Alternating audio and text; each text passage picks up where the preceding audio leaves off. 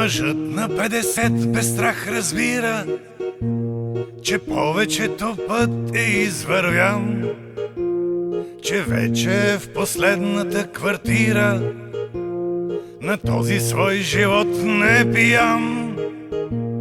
От виното на млади обещания, а трезвен и понякога суров, не бърка мимолетните желания, седничката, съдбовната любов. Мъжът на 50 е стара служба, изял си е войнишката чорба и вече опит чужд не му е нужен да разбере, че всичко е борба.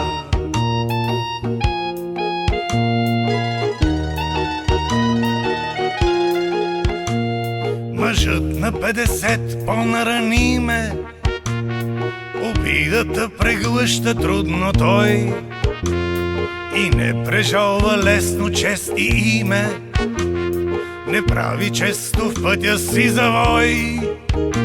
Недоверчив е към прибързаната слава, страни от амбициозния глупак. Той няма време вече да прощава, да се разделя и да почва пак.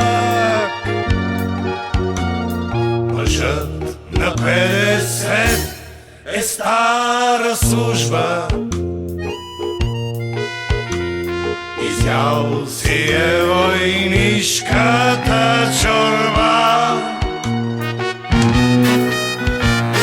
и вече опит чужд не му е нужен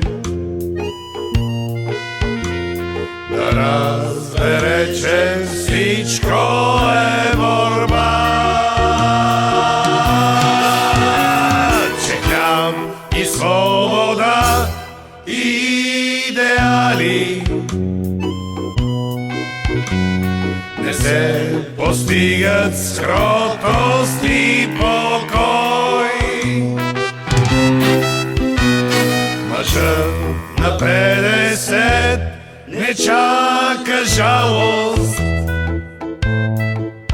а безпощадност от живота свой.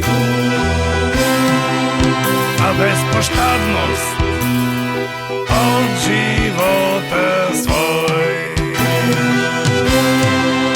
А безпощадност от живота свой.